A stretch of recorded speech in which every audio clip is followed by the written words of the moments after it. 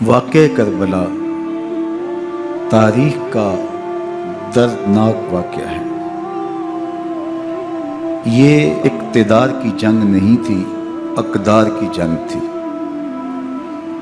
دو شخصیتوں کی لڑائی نہیں تھی، دو نظریات کا ٹکراؤ تھا۔ یہ حق اور باطل کا معرکہ تھا۔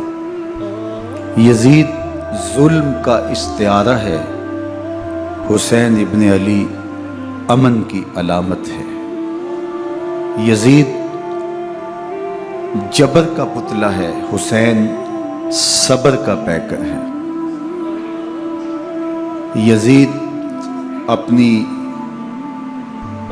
بدطینت فطرت اور اپنی طبع ناہموار کے باعث دنیا پر ذلت و رسوائی،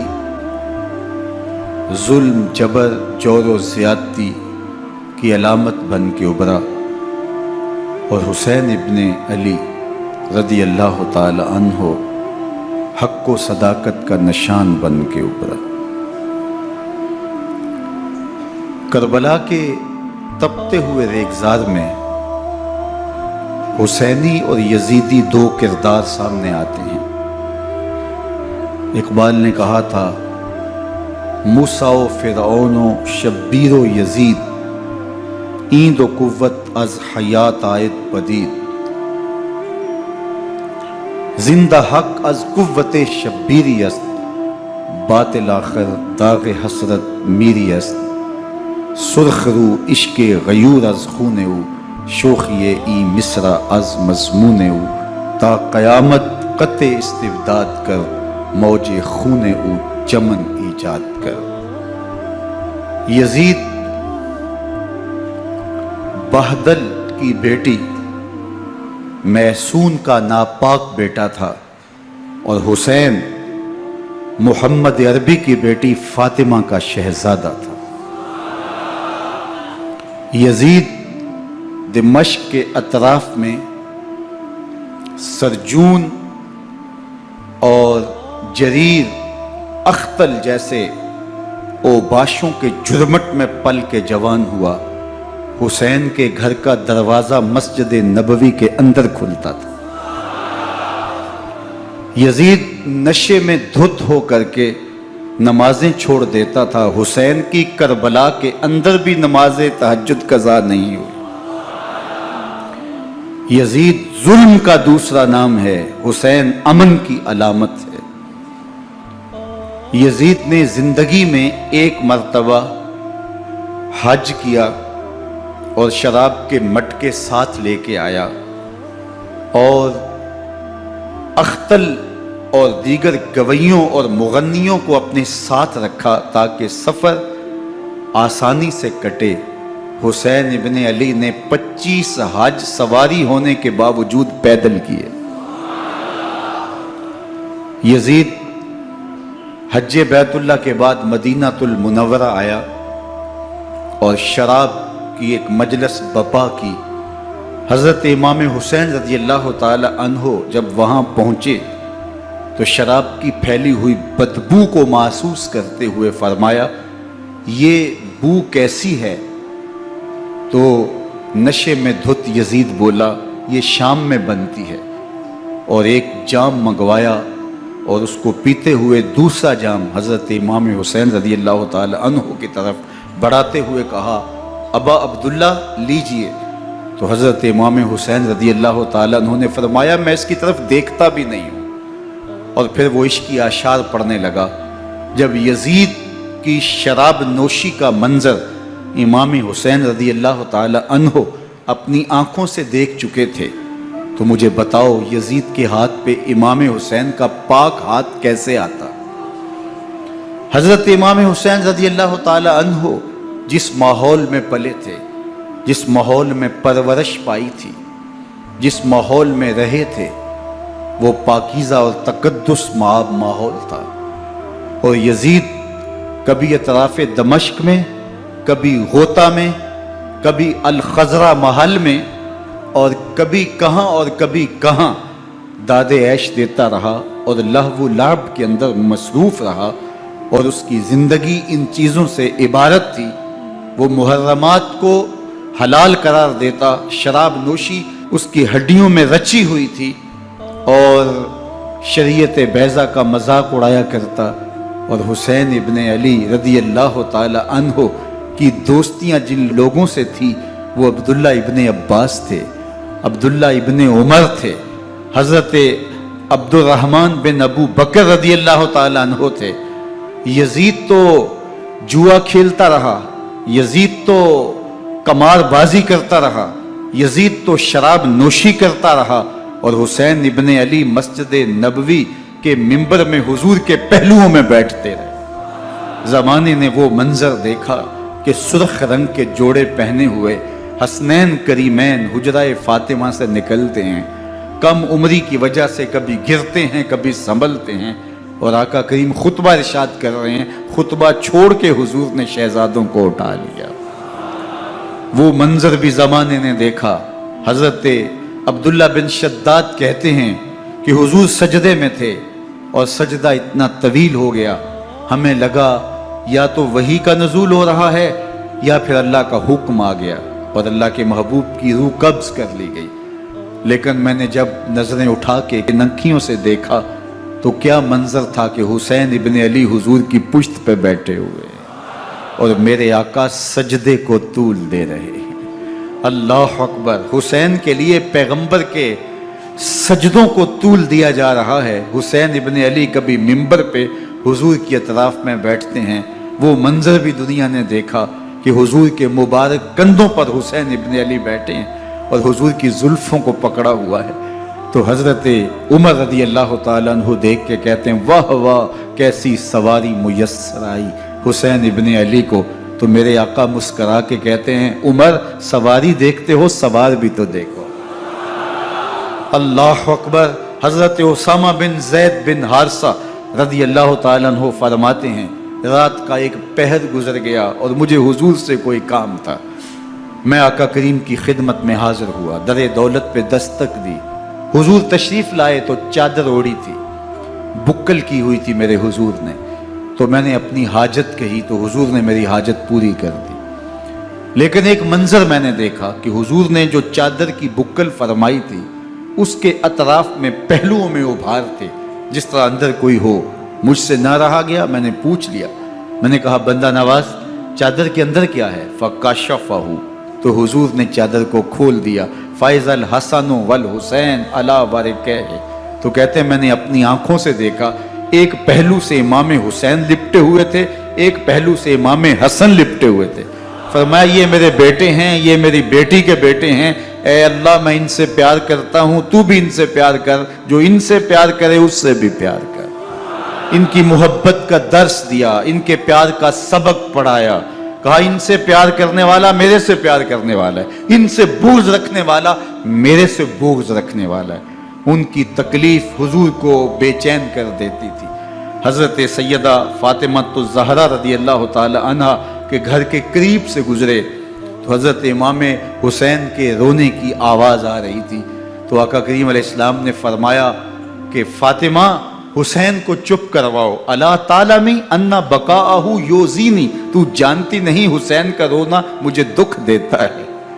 حسین ابن علی کو حضور رونے نہیں دیتے تھے، ان کو دکھی نہیں ہونے دیتے تھے، کیونکہ رسول اللہ صلی اللہ علیہ وسلم جانتے تھے کہ یہ کتنے دکھ سہے گا، کتنی تکلیفوں سے گزرے گا اور کتنے مصائب سہے گا.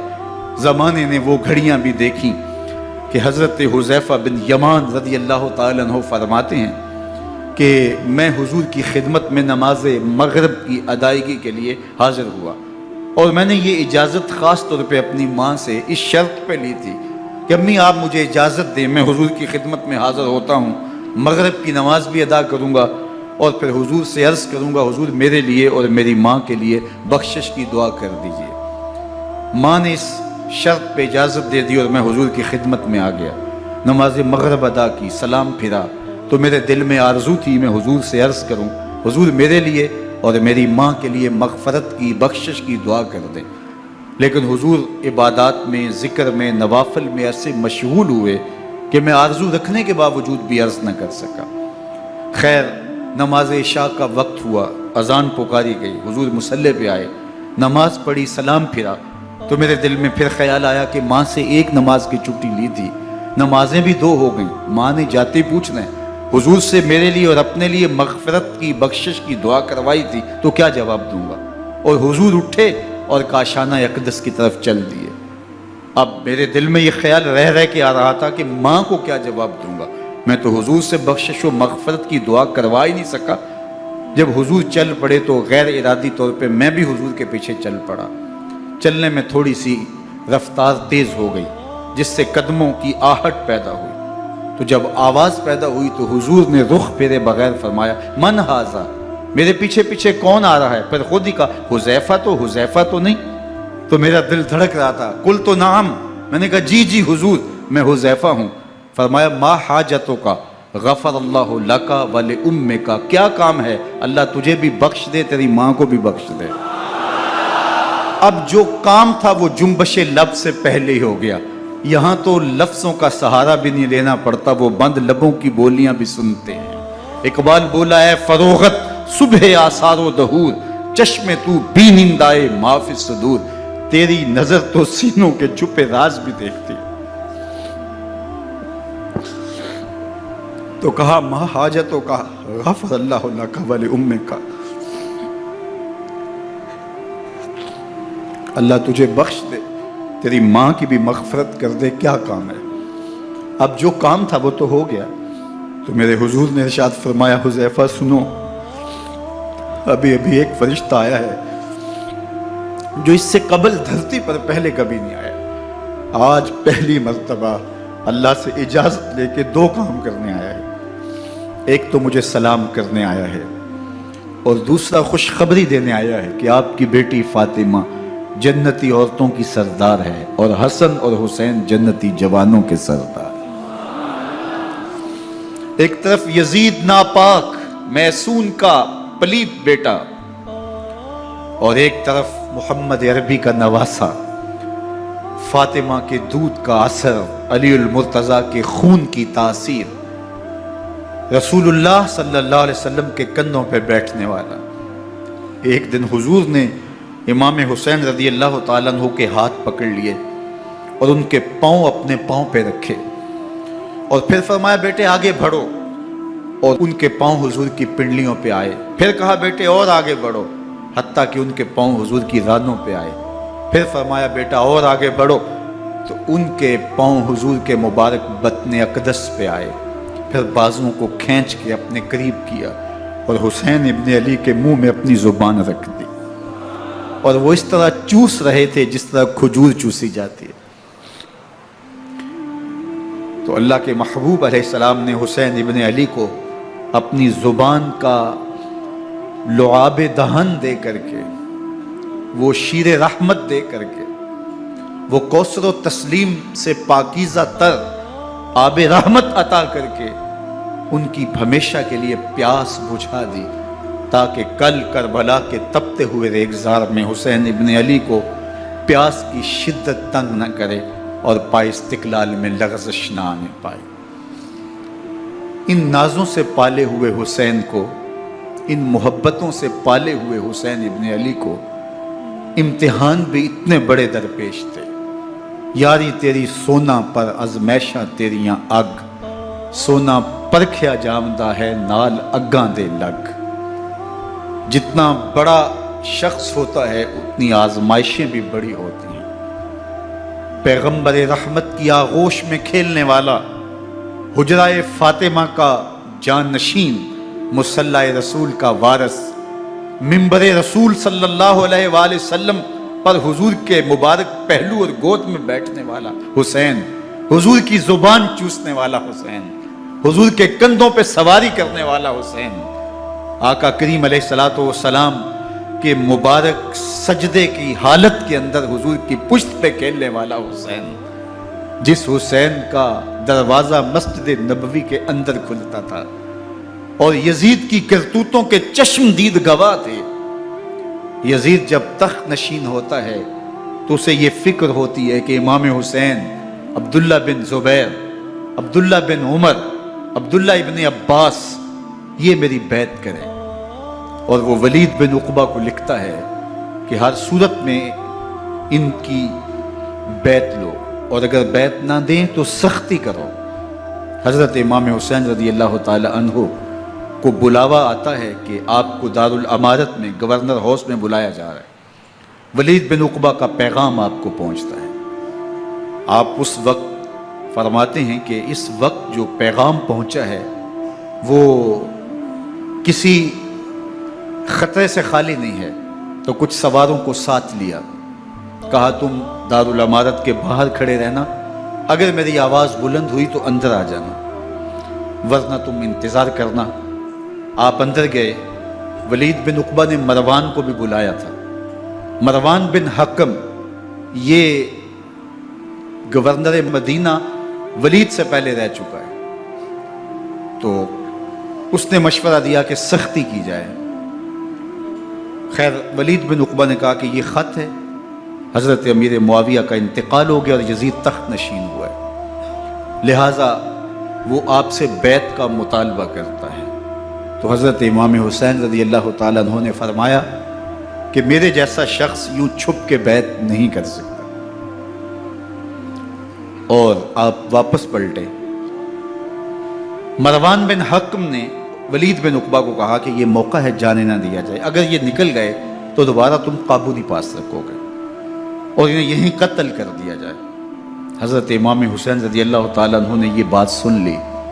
کہتے ہیں حضرت امام حسین انہی قدموں کے بل واپس پلٹے اور مروان بن حکم سے مخاطب ہو کے کہا، مروان کیا بول رہا ہے؟ وہ خاموش ہو گیا۔ فرمایا تو جانتا نہیں ہم کون ہیں؟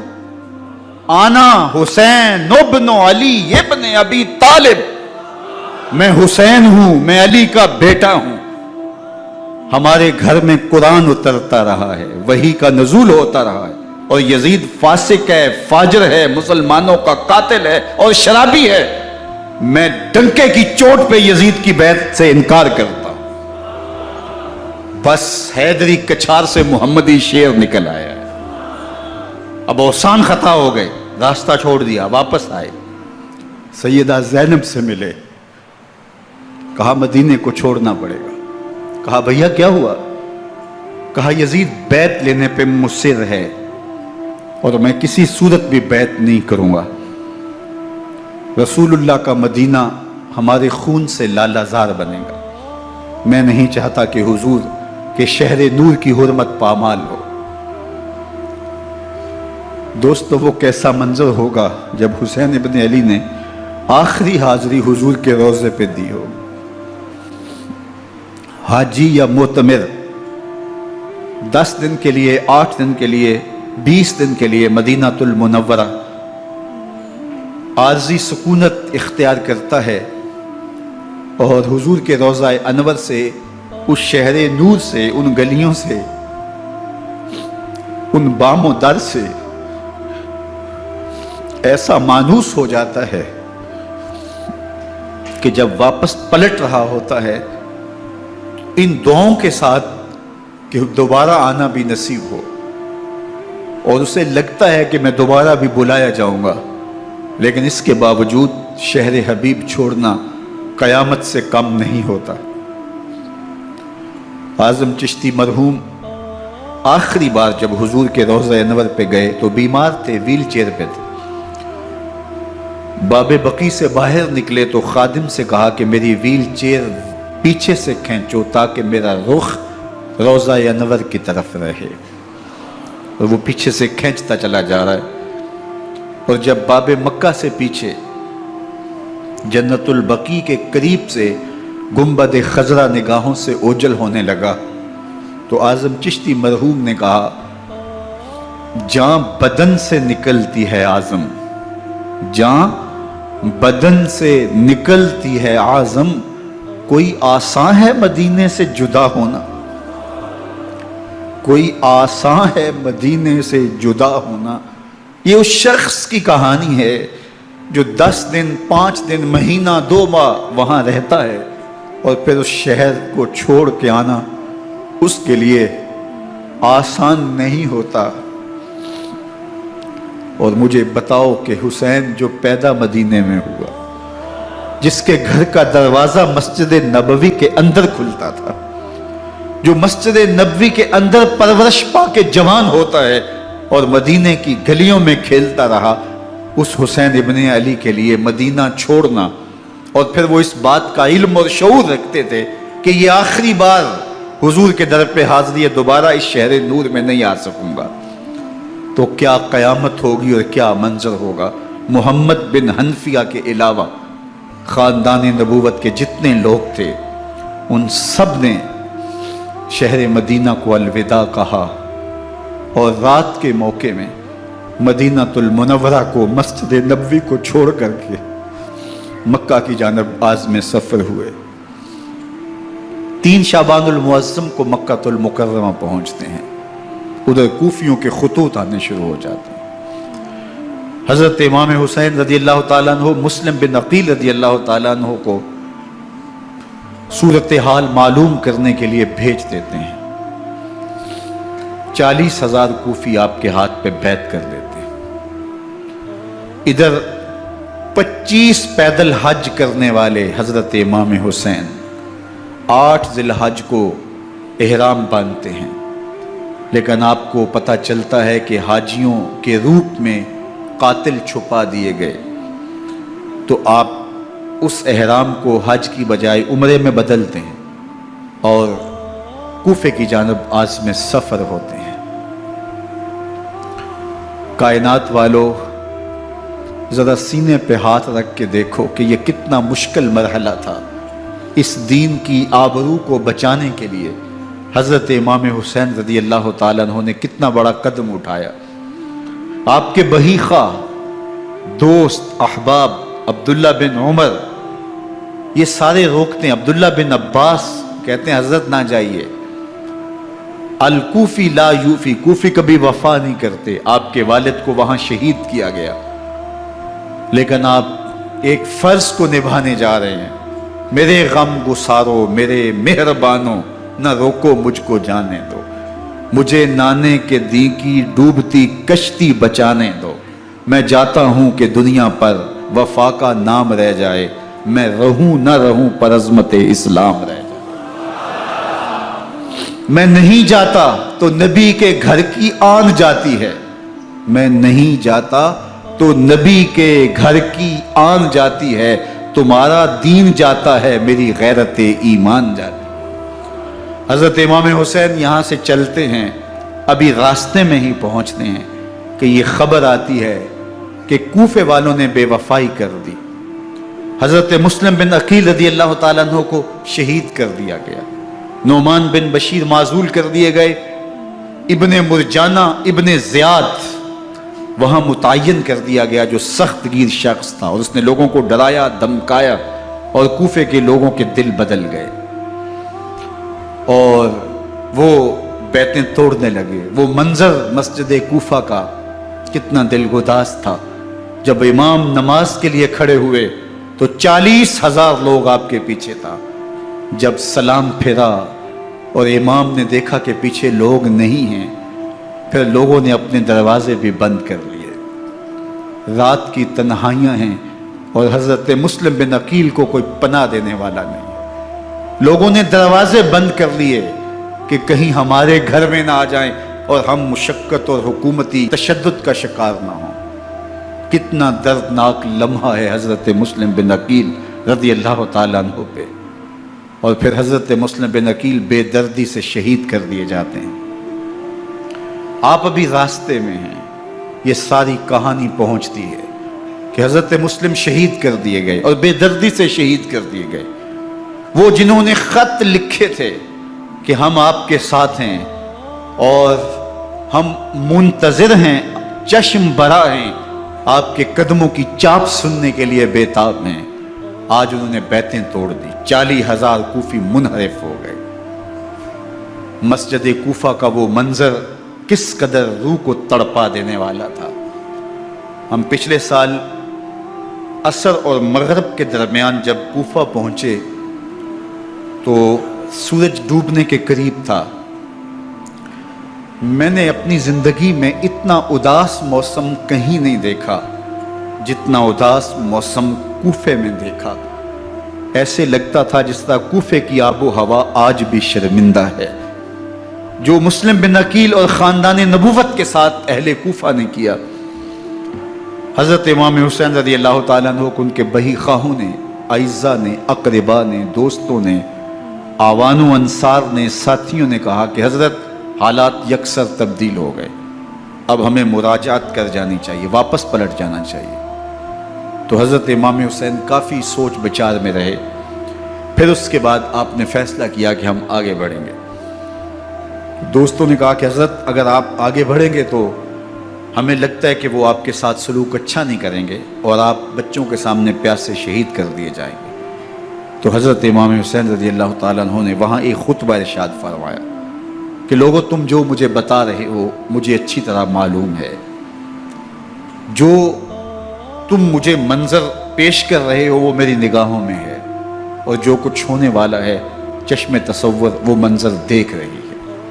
چونکہ حضرت امام حسین رضی اللہ تعالیٰ عنہ کی شہادت کی خبر حضرت امام حسین کے پیدا ہوتے ہی خاندان نبوت میں عام تھی۔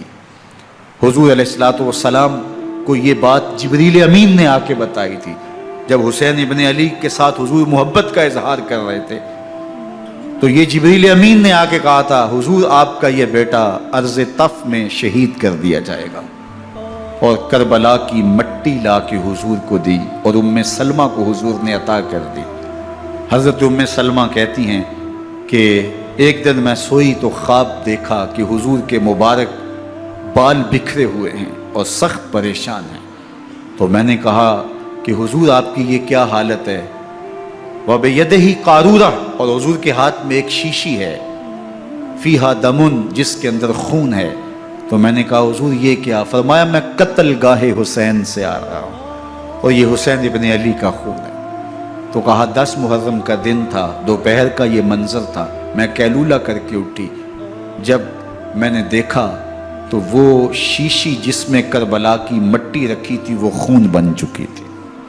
تو یہ خبر پہلے دی گئی تھی، یہ بتا دیا گیا تھا۔ فرمایا میرے دوستو جو تم مجھے بتاتے ہو میں اس سے بے خبر نہیں ہوں، یہ سب کچھ ہونے والا ہے، لیکن اس کے باوجود میں کیوں جا رہا ہوں؟ تو آپ کا ایک تاریخ ساز جملہ ہے جو کربلا کے فلسفے کو ہمارے سامنے رکھتا ہے کہ یہ اتنا بڑا امتحان کیوں دیا۔ حضرت امام حسین رضی اللہ تعالیٰ عنہ نے فرمایا وَلَكُمْ فِيَّ أُسْوَةٌ، میں اس لیے جا رہا ہوں قیامت تک ظلم، جبر اور ناانصافی کے خلاف کھڑے ہونے والوں کے لیے کوئی نمونہ تو ہو۔ میری زندگی قیامت تک ظلم، جبر اور استحصالی نظام کے خلاف کھڑے ہونے والوں کے لیے نمونہ ہے۔ تو حضرت امام حسین رضی اللہ تعالیٰ عنہ نے حق اور باطل کے درمیان ایک سرخ لکیر کھینچ دی اپنے خون سے۔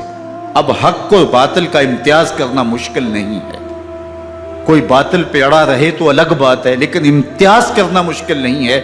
حدود بالکل واضح کر دی۔ اقبال نے یہاں کتنی خوبصورتی کے ساتھ اس مضمون کو نبھایا۔ سرخ رو عشق غیور از خون او، شوخی ای مصرع از مضمون او، تا قیامت قطع استبداد کر، موج خون او چمن ایجاد کر۔ ایک جہاں آباد کر دیا، حق اور باطل کی راہیں اجال دی۔ اب لوگوں کو یزید کا چہرہ پہچاننے میں دیر نہیں لگتی، وقت کے ہر یزید کا چہرہ آسانی سے پہچانا جا سکتا ہے۔ یہ معرفت زمانے کو کروائی کس نے؟ حسین ابن علی نے کروائی رضی اللہ تعالی عنہ۔ تو حضرت امام حسین نے فرمایا کہ جو میرے ساتھ ہونے والا ہے میں اچھی طرح جانتا ہوں، لیکن میں اس کے باوجود آگے بڑھوں گا۔ پھر بڑھے اور کربلا میں جا کے خیمہ زن ہو گئے۔ 7 محرم کو پانی بند کر دیا گیا۔ پانی بند ہوا تو کھانا بھی میسر نہیں تھا، لیکن ذکر پانی کا ہوتا ہے اس لیے کہ کھانے کے بغیر انسان کئی دن کاٹ لیتا ہے، لیکن پانی کے بغیر گزر نہیں ہوتی۔ تو فرات کی نہر سامنے اپنی موجوں کے ساتھ چمک رہی ہے، لیکن ایک قطرہ آب بھی آل رسول کو نہیں دیا جا رہا۔ کائنات کے اندر ایسے انوکھے امتحان بھی ہوتے ہیں۔ وارث ہوں ساقی کوثر کے، مالک ہوں حوض کوثر کے، اور بیٹے ہوں ساقی کوثر کے، اور آج ایک بوند پانی کی بھی میسر نہ ہو۔ صبر کا امتحان ہے، عزیمت کا امتحان ہے۔ حضرت امام حسین رضی اللہ تعالیٰ عنہ خیمہ زن ہو گئے۔ 3 دن تک پانی بند رہتا ہے۔ 9 محرم کو رات کی تنہائی میں حملہ آور ہونا چاہتے ہیں، لیکن آپ نے کہا کہ ہمیں اللہ کے حضور عبادت اور ذکر کے لیے وقت دیا جائے۔ ساری رات ذکر میں گزرتی ہے، عبادات میں گزرتی ہیں۔ رات کے اندھیرے میں آپ چراغ بجھا دیتے ہیں۔ آوان و انصار کو کہتے ہیں کہ ان کی دشمنی میرے ساتھ ہے، انہیں میرا خون چاہیے، اگر تم رات کی تاریکی میں نکل جاؤ تو میں تم سے کوئی مواخذہ نہیں کروں گا، اور یہ بھی تمہارا پیچھا نہیں کریں گے، اس لیے کہ ان کا مطلوب تم نہیں ہو، ان کا مطلوب میں ہوں۔ جب چراغ جلایا تو کوئی بھی نہیں گیا۔ مسلم بن نوسجہ کھڑے ہو کے کہتے ہیں حضرت اگر ہمارے بدن کو 70 بار کاٹا جائے اور جلایا جائے اور ہواؤں میں اڑا دیا جائے پھر بھی آپ کا ساتھ نہیں چھوڑیں گے۔ 70 سال کے بوڑھے ہیں حبیب بن مظاہر، کہتے ہیں حضرت آپ کو چھوڑ کے جائیں کہاں، آپ کو چھوڑ کے جائیں کہاں؟ کوئی ساتھ چھوڑنے کے لیے تیار نہیں ہے۔ پیاس ہے، سخت گرمی ہے، کربلا کا ماحول ہے، 72 افراد اور خاندان کی خواتین میدان کربلا میں خیمہ زن ہیں۔ دوسری طرف لشکر اعداء اشقیا 22,000 کی تعداد میں مقابلے میں، ایک روایت 30,000 کی ہے۔ ان صرف 72 پیاسے لوگوں کے لیے اتنے لوگوں کو جمع کرنے کا مقصد خوف زدہ کرنا تھا۔ شرط ہے کہ یزید کی بیعت کر لیں، محاصرے توڑ دیں گے، پانی دستیاب ہوگا، اعزاز و اکرام سے نوازا جائے گا، خزانوں کے منہ کھول دیے جائیں گے۔ لیکن حسین ابن علی کہتے تھے سب کچھ لٹ جائے گا، باطل کے ہاتھ پہ ہاتھ نہیں رکھوں گا۔ اللہ اکبر۔ اب صبح طلوع ہوتی ہے، عاشور کا دن چڑھتا ہے، سورج اپنی پوری تمازت کے ساتھ گرمی برسا رہا ہے۔ آج خاندان نبوت کا امتحان زمانے نے دیکھنا ہے۔ رسول اللہ کا لعاب چوسنے والا اس کے صبر کا آج امتحان ہے۔ حضور کے کندھوں پہ کھیلنے والے حسین کا آج امتحان ہے۔ اللہ اکبر۔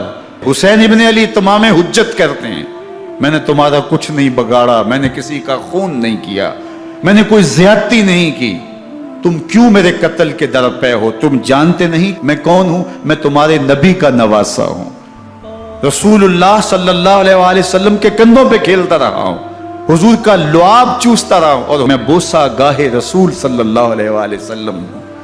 لیکن ان اشقیاء کے دل پر کوئی چیز اثر انداز نہیں ہوتی۔ ایک ہور ہے، اللہ اس کے دل میں نرمی ڈالتا ہے۔ پہلے تو امام حسین کو گھیر کے لے کر کے آتا ہے، لیکن بعد میں وہ قافلہ یزید سے قافلہ حسین کی طرف آ جاتا ہے۔ امام حسین فرماتے ہیں تو دنیا میں بھی ہو رہے، آخرت میں بھی ہو رہے، آزادی مل جاتی ہے۔ باقی 22,000 کا لشکر جرار امام حسین کے قتل کے در پہ ہے۔ پھر تاریخ نے خاندان نبوت کا وہ انوکھا امتحان دیکھا۔ حضرت امام حسین کے بچے بالخصوص خواتین پیاس کی شدت میں حلق خشک ہے۔ حضرت سکینہ تڑپ کے اپنے باپ سے کہتی ہیں کہ مجھے 6 ماہ کے علی اصغر کی پیاس نہیں دیکھی جا رہی۔ بچے کو ہاتھوں پہ اٹھاتے ہیں اور نہر فرات کے کنارے پہنچ کے فرماتے ہیں اشقیاء سے مخاطب ہو کے تمہارا معاملہ میرے ساتھ ہے، اس 6 ماہ کے بچے نے تمہارا کچھ نہیں بگاڑا، اور چلو بھر کے اس کا حلق سیراب کرنا چاہتے ہیں۔ ایک 2 شاخہ تیر آتا ہے جو حضرت علی اصغر کے گلے کو چیر دیتا ہے۔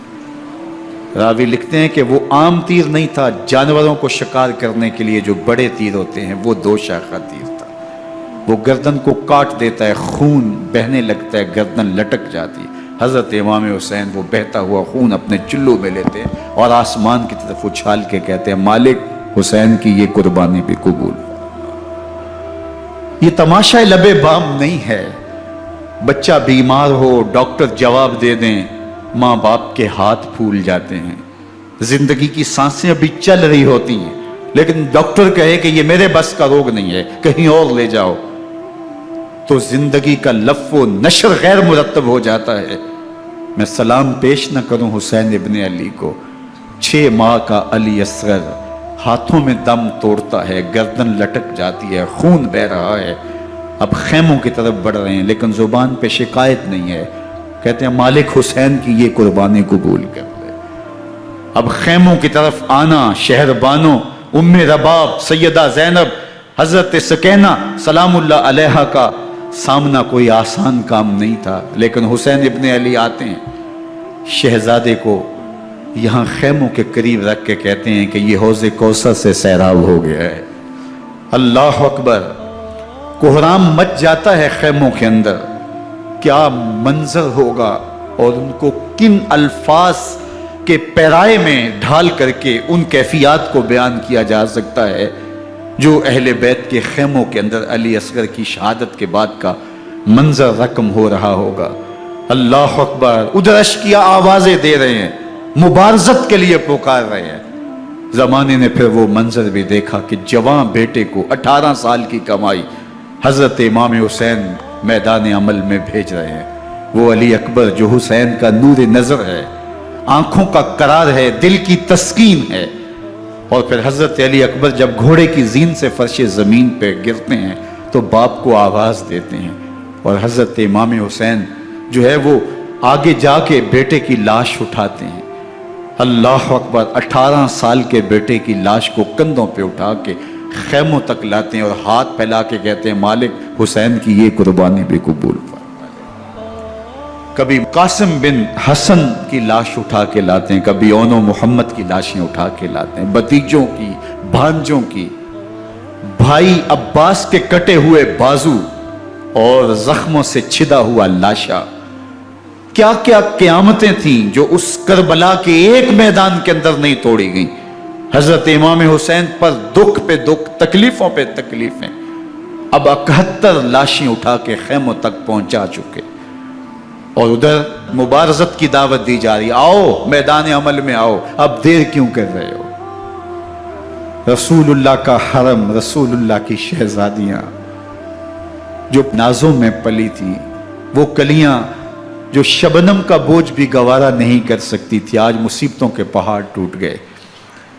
हजरत इमाम हुसैन कभी शहरबानों को, कभी उम्मे रबाब को दिलासा देते हैं, कभी हजरत ज़ैनब को कहते हैं। हजरत ज़ैनब करबला के इस मैदान के अंदर बड़े हौसले के साथ अपने भाई के साथ खड़ी रही, अपने 2 बेटे राहे खुदा में पेश किए, उनकी लाशें वसूल की। लेकिन ज़ैनब जिस जुर्रत के साथ, जिस पामर्दी के साथ इस सारे मंजर को हौसले के साथ सहती रही, वो यकीनन हौसला सैयदा ज़ैनब सलामुल्लाह अलैहा का ही है। लेकिन ये वो मंजर था कि ज़ैनब का दिल भी डोल गया जब हुसैन इब्ने अली घोड़े पर बैठने लगे और उनको घोड़े में बिठाने वाला कोई नहीं था, और जो भी सवार जाता फिर वापस उसकी लाश ही आती और हुसैन इब्ने अली लेके आते। आज हुसैन इब्ने अली जा रहे हैं, जिंदगी का सारा सरमाया लुट रहा है। हजरत ज़ैनब सलामुल्लाह अलैहा संभाले संभल नहीं रही। हजरत इमाम रज़ी अल्लाह ताला अन्हु उठे और आपने हजरत ज़ैनब को सब्र की तलकीन की और कहा कि सब्र ही बेहतरीन ज़रिया है और अल्लाह की कुर्बत का एक बेहतरीन सबब है। और उनको सब्र की तलकीन करते हुए फरमाया कि मेरे बाद तुमने इस जिम्मेदारी को संभालना है और इन मुक़द्दरात इस्लाम की, इन शहजादियों के पर्दे की तुमने हिफाजत करनी है। और फिर घोड़े की जीन कस के इमाम हुसैन लश्कर अश्किया की तरफ बढ़ते हैं। अब खैमों से सिसकियों की आवाज आ रही है, उनका सरदार, उनका ताजदार आज सबको छोड़ के करबला के मैदान की तरफ बढ़ रहा है। जुर्म क्या किया, कसूर क्या किया, इसने क्या ज्यादती की कि आज नेज़ों और अनियों के मुकाबले में 22,000 का लश्कर हजरत इमाम हुसैन पे टूट पड़ता है। आप फिर तमाम हुज्जत करते हैं, मैंने किसी को कत्ल नहीं किया, खूने ना हक नहीं बहाया, मेरे खून के दर पे क्यों हो, अपनी आखिरत क्यों बर्बाद करते हो, तुम जानते नहीं मैं कौन हूं, मैं तुम्हारे नबी का नवासा हूं। लेकिन इब्ने ज़ियाद कहता है मुकाबले में आओ। फिर हजरत इमाम हुसैन रज़ी अल्लाह ताला अन्हु मुकाबले में आते हैं और जब घोड़े को एड़ लगा के दुश्मन अश्किया पे टूटते हैं तो फिर ऐसा मंजर होता है कि वो भेड़ बकरियों की तरह आगे भागते हैं। 71 जख्म कलेजे पे लिए शुजात का ये पैकर जब मैदान में आता है, आवाज आती है, ये कौन जी वकार है, बला का शाह सवार है, لباس ہے پھٹا ہوا غبار سے اٹا ہوا، تمام جسم نازنی چدا ہوا کٹا ہوا، یہ نبی کا نور عین ہے، یہ بال یقین حسین ہے، یہ حسین ابن علی ہے رضی اللہ تعالیٰ عنہ۔ پھر چاند بادلوں میں گھر جاتا ہے، شامی غنڈے تیر برساتے ہیں، تلواروں سے آپ کے بدن پر ضربیں لگاتے ہیں اور نیزوں سے آپ کے بدن کو پرو دیتے ہیں۔ جب آپ کا پیراہن بعد میں اتارا گیا تو آپ کے پیراہن میں 122 سوراخ تیروں کے تھے، 33 زخم تلواروں کے اور 34 گھاؤ نیزوں کے تھے۔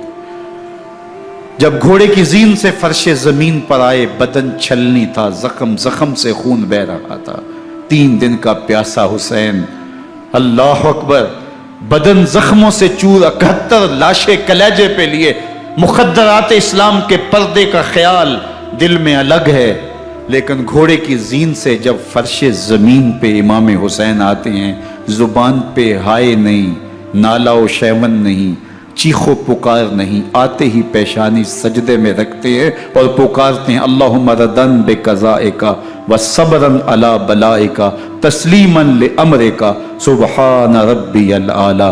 مالک گھر لٹا کے، بچے لٹا کے، خاندان سب کچھ قربان کر کے، اپنے بدن کو زخموں سے چھلنی کروا کے، تیروں اور نیزوں کی انیوں سے اپنے آپ کو زخمی کروا کے، تیرے حضور سر جھکا کے یہ اقرار کرتا ہوں کہ حسین تیری تقدیر پہ راضی ہے، مالک تو بھی بتا، تو بھی حسین پہ راضی ہوا ہے کہ نہیں ہوا۔ آواز آ رہی ہے، اس پیاسے پر علی شیر خدا کو ناز ہے، اس نواسے پر محمد مصطفیٰ کو ناز ہے۔ اوروں نے بھی سجدے کیے پر اس کا عجب انداز ہے، اس نے وہ سجدہ کیا جس پر خدا کو ناز۔ حسین ابن علی رضی اللہ تعالیٰ عنہ کا سر انور دستے قاتل نے تب کاٹا جب وہ سجدے میں جھکا ہوا تھا۔ یزید نے کہا میں بیعت لوں گا، امام حسین نے کہا کبھی بھی نہیں دوں گا، یہ سر کٹ سکتا ہے جھک نہیں سکتا۔ سر کاٹ کے نیزے کی نوک پہ چڑھا دیا گیا اور یہ اس بات کا اعلان تھا کہ ہم جیت گئے اور حسینی ہار گئے، اور لشکر یزید میں غوغا مچ گیا، نقارے بجنے لگے کہ ہم جیت گئے، دیکھو امام حسین شہید کر دیے گئے، اور سر کاٹ کے نیزے کی نوک پہ چڑھایا گیا۔ لیکن لشکر یزید سے ہی آواز آئی یہ کیسا سر ہے جو کٹ کے بھی سر بلندی ہے، کٹ گیا ہے پھر بھی اونچا ہے، اللہ اکبر، یہ سر سجدے میں کٹا ہے، رب کے حضور عبادت کی حالت میں کٹا ہے۔ حسین آج بھی سجدے میں ہے، اللہ اکبر، حسین آج بھی سجدے میں ہے، بلکہ کٹے ہوئے سر کا رخ زمین کی جانب تھا اور کٹی گردن آسمان کی طرف، یوں نیزے پہ پرویا گیا۔ اللہ اکبر، ایک شاعر نے نقشہ کھینچا، بآنکھ سر نیزے پہ اور سوئے زمین ہے روح، یعنی سجدہ ثانی کی ہے آرزو۔ رکعت کے 2 سجدے ہوتے ہیں، ابھی ایک سجدہ ہوا تھا کہ دستے قاتل نے سر کاٹ دیا، کہا حسین کی پیشانی میں دوسرے سجدے کی تمنا مچل رہی ہے۔ یہ تھا حسین ابن علی کا سجدہ، ساری زندگی رب کے حضور سجدہ قضا نہیں ہونے دیا۔ آج پانی نہیں ہے، اللہ اکبر، آج تیمم کر لیتے ہیں، آج اپنے خون کو اوڑھ کر کے حسین نے اپنی پیشانی اپنے مالک کے حضور جھکا کر کے عظیمت کی وہ انوکھی داستان رقم کر دی کہ صدیاں گزرنے کے باوجود بھی ان کی یادوں کے چراغ روشن ہیں۔ جب حضرت امام حسین اور دوسرے آیان و انصار کو شہید کر دیا گیا تو ان کے سر نیزوں کی نوک پہ چڑھا دیے گئے، حضرت امام حسین کا کٹا ہوا سر اور باقی 71 افراد کے کٹے ہوئے سر نیزوں کی نوک پہ، اور 10 سواروں کو ابن سعد نے کہا کہ ان کو رون دو، اور گھوڑوں کی ٹاپوں تلے حضرت امام حسین رضی اللہ تعالیٰ عنہ اور ان کے آوان و انصار کو جو ہے وہ روندا گیا، حتیٰ کہ ان کی استخوان مبارک، ان کی ہڈیاں بھی چور چور ہو گئیں۔ روننے سے قبل ان کا لباس اتار لیا، ان کے کپڑے اتار لیے گئے۔ اللہ اکبر، کیسی دردناک گھڑیاں تھیں۔ یزید کا صرف یہی بد کرداری کا مرحلہ نہیں تھا، اس کربلا کے صحرا کے اندر یزید نے جس طرح امام حسین رضی اللہ تعالیٰ عنہ کو شہید کیا اور حضرت امام حسین کے خاندان کو شہید کیا، جب مدینہ المنورہ پر یزید نے مسلم بن عقبہ کو مقرر کیا، جس کو بزرگوں نے مصرب بن عقبہ کہا ہے، تو اس کو کہا 3 دن تک مدینے کا حرم تمہارے لیے حلال ہوگا، جو چاہو تم کرنا، اور شامی فوجوں کو اجازت ہوگی۔ تو وہاں بھی انہوں نے 10,000 تابعین اور 700 صحابہ کو شہید کیا۔ حضرت ابو سعید خدری رضی اللہ تعالیٰ عنہ گھر سے باہر نکلے، کافی بوڑھے ہو چکے تھے، تو انہوں نے حضرت ابو سعید خدری کو پکڑ لیا، کہا تم کون ہو؟ کہا مجھے ابو سعید خدری کہتے ہیں۔ تو کہا ہاں تمہارا نام سنا ہے، اور داڑھی سے پکڑ کے کھینچا اور کہا کہ ہے تمہارے پاس جو ہمیں دو؟ تو کہا کہ میرے پاس تو کچھ بھی نہیں، میں تو فقیر آدمی ہوں۔ تو ان کے گھر ان کو لے گئے، تو 2 کبوتر رکھے تھے حضرت ابو سعید خدری نے، تو وہ کبوتر لوٹ کے لے گئے۔ اللہ اکبر۔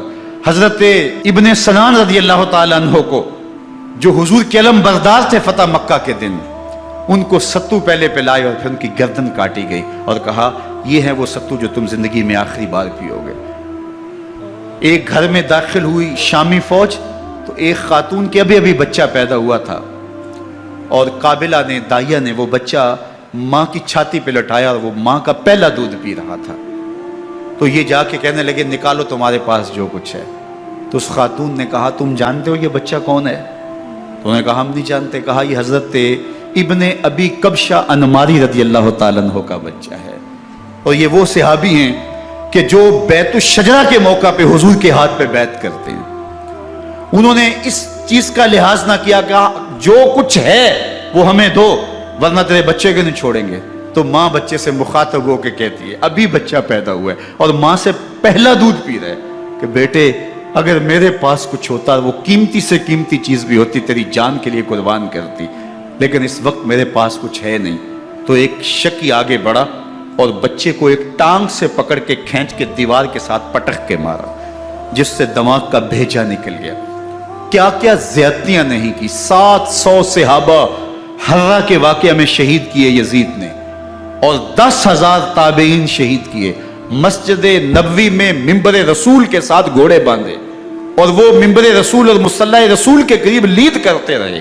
حضرت سید عبد المسیب فرماتے ہیں میں نابینا تھا اور حضور کے روضہ انور کے پاس بیٹھا تھا، اور یزید کے سپاہی آتے، جو بھی مسجد میں نظر آتا پکڑ کے لے جاتے، مجھے نابینا سمجھ کے چھوڑ دیتے، لیکن میں پریشان تھا کہ ظہر کا وقت ہوگا، عصر کا وقت ہوگا، مغرب عشاء کا وقت ہوگا، نہ اذان نہ اقامت نہ جماعت، تو کیسے مجھے پتہ چلے گا کہ نماز کا وقت ہو گیا، اور کیسی میری نمازوں کا کیا بنے گا؟ میں اس فکر میں بیٹھا تھا۔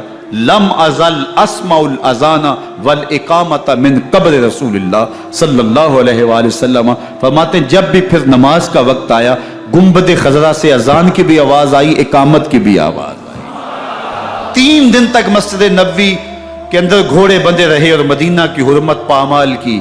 مدینہ کے گھروں کے اندر یہ بدکماش داخل ہوئے، اور جو بدکاریاں انہوں نے کی کلیجہ منہ کو آتا ہے۔ 1002 شیزائیں ان بدکاروں کی بدکاریوں کی وجہ سے کنواری حالت کے اندر حاملہ ہوئی۔ 3 دن تک مدینے کا حرم انہوں نے پامال کیا، اور پھر مکہ المکرمہ میں کعبہ اللہ پر گولے برسائے، اور کعبہ کا غلاف جل گیا۔ وہ تو یزید مر گیا، اور حضرت عبداللہ ابن زبیر رضی اللہ تعالیٰ عنہ نے اپنی خلافت کا اعلان کیا۔ یزید کے یہ کرتوت تھے، ادھر اہل مدینہ کو ستایا، ادھر اہل مکہ کو ستایا، اور رسول اللہ صلی اللہ علیہ وسلم کے خانوادے کی بے حرمتی اور توہین کی۔ نہ صرف انہیں قتل کیا گیا، ان کی لاشوں پہ گھوڑے دوڑائے۔ ابن سعد اور شمر جو ہے وہ خیموں میں داخل ہوا، اور مخدرات اسلام کی چادریں چھیننے کی کوشش کی۔ حضرت زینب سلام اللہ علیہ نے مخاطب ہو کے کہا ہمارے چہرے کے رکھوالے چلے گئے ہیں، ظالم تو خیال نہیں کرتا ہم رسول اللہ کی بیٹیاں ہیں۔ حضرت شہربانو، حضرت زین العابدین اور حضرت زینب سلام اللہ علیہم، ان تینوں کو ایک اونٹ پہ باندھا گیا، اور باقی اونٹوں پہ باقی سادات کو، حضور کی شہزادیوں کو باندھا گیا، رسیوں میں جکڑا گیا، اور اونٹوں پہ باندھ کر کے کوفے کی جانب آگے آگے شہیدوں کے سر چل رہے ہیں، اور پیچھے یہ قافلہ چل رہا ہے۔ اور جب یہ قافلہ وہاں سے گزرا جہاں لاشیں پڑی تھی، امام زین العابدین 14 سال کے تھے اور بیمار تھے، اور ان کا حوصلہ نہ ہوا، وہاں غشی ان کے اوپر آنے لگی۔ اور وہ منظر ابن کثیر نے، باقی لوگوں سب نے لکھا ہے کہ پھر جب ان کی یہ حالت ہوئی تو پھر سیدہ زینب سلام اللہ علیہ، جنہوں نے ابھی تک بڑے حوصلے کے ساتھ ساری مشکلات کا مقابلہ کیا تھا، اب ان کے بندھن ٹوٹ گئے اور آنکھوں سے آنسو بہنے لگے، اور سیدہ زینب تھے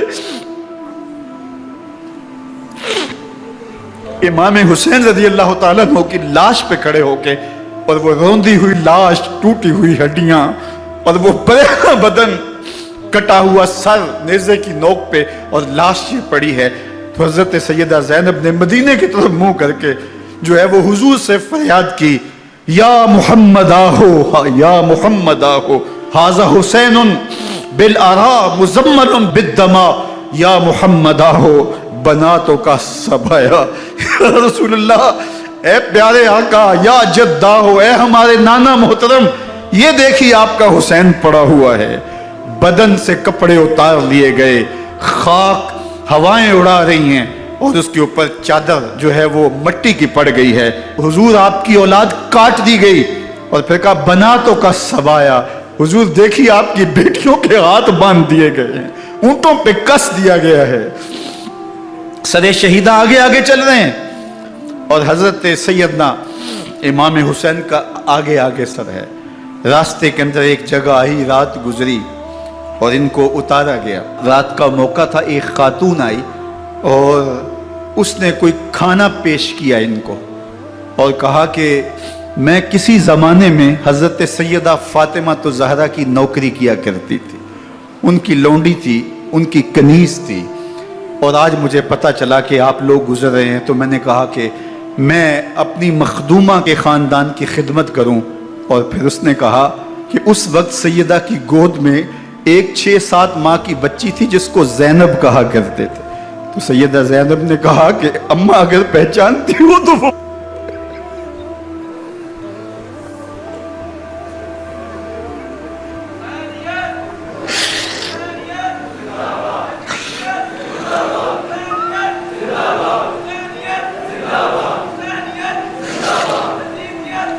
یہ تاراج اور لٹا ہوا کارواں پھر وہاں سے کوفے میں کیسے پہنچا، اور کوفے کے اندر سیدہ زینب سلام اللہ علیہا نے وہ یزید کے دربار میں، ابن زیاد کے دربار میں وہ جرأت آمیز جو باتیں کہیں، اللہ اکبر، زینب کی زبان میں علی کی خطابت بول رہی تھی، اور پھر دشمن اور دوست سارے رونے لگے، اور وہ کیا دل گداز منظر تھے۔ اور پھر یہ سروں کا قافلہ اور سادات کرام کا مشکیں کسی ہوئی ہیں اور اونٹوں پہ باندھے ہوئے، ان کو وہاں سے پھر قادسیہ، اور قادسیہ سے پھر دمشق یزید کے دربار میں پہنچایا گیا، اور وہاں سے یہ لٹے ہوئے خانمہ برباد تاراج لوگ مدینہ المنورہ میں کیسے پہنچے، اور اہل مدینہ نے کیسے استقبال کیا، اور وہ منظر کتنا دل گداز تھا جب اہل مدینہ زینب سے پوچھتے تھے زینب حسین کہاں ہے؟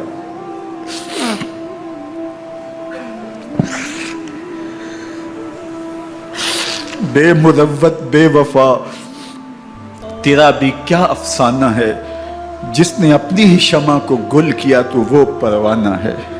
اپنے پیغمبر کے شہزادوں کو اور اپنے پیغمبر کی شہزادیوں کو جو دکھ اس امت نے دیے، یہ کائنات کی ایک انوکھی داستان ہے۔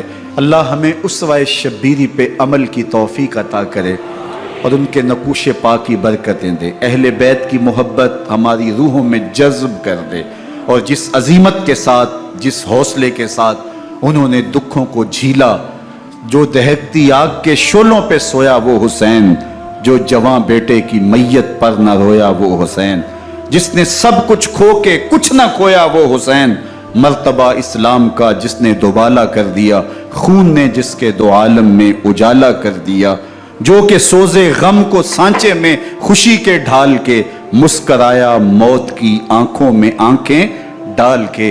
اے حسین ابن علی تم پر سلام، نازش آل نبی تم پر سلام۔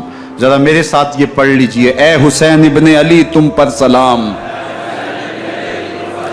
نازش آل نبی تم پر سلام، تم پہ لاکھوں رحمتیں لاکھوں سلام، اے شہیدان محبت کے امام، لالا گوں لالا بدن لالا کفن، اے چمن اندر چمن، زندگی ہی زندگی تیری حیات اے حیات اندر حیات اندر حیات، افتخار ملت بیضا ہے تو، رب کعبہ کی قسم یکتا ہے تو، فخر کا دل میں دریچہ باز کرنا چاہیے، جن کا تو آقا ہے ان کو ناز کرنا چاہیے۔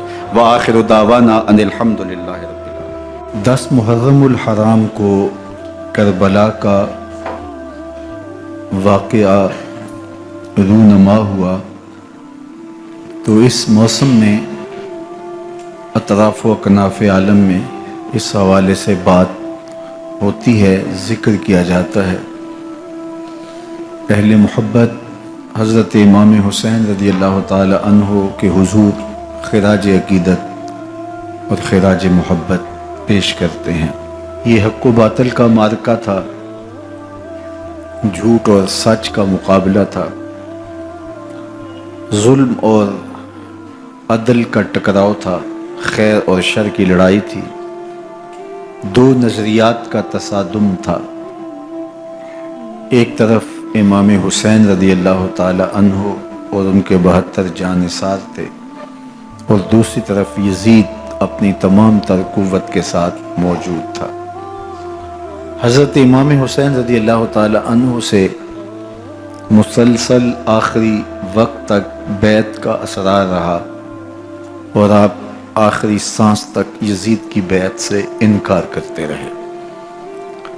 حضرت امام حسین رضی اللہ تعالیٰ عنہ لڑائی کے لیے نہیں آئے تھے، ورنہ خواتین اور بچے ساتھ لانے کا کوئی مقصد نہیں تھا۔ آلات حرب و ضرب بھی نہیں تھے، عرب جو اپنے ساتھ سفر پہ معمول کی تلواریں اور اسلحہ جات رکھتے ہیں وہی تھے، اور آپ کو پیشکش بھی کی گئی۔ ترماح بن عدی بن حاتم نے، یہ حاتم تائی کا پوتا تھا، کہا کہ آپ میرے ساتھ ہمارے علاقے میں چلے جائیں۔ جب مختلف بادشاہوں نے عرب پر قبضہ کیا تو ہمارے قبائلی علاقے اس وقت بھی ان سے محفوظ رہے۔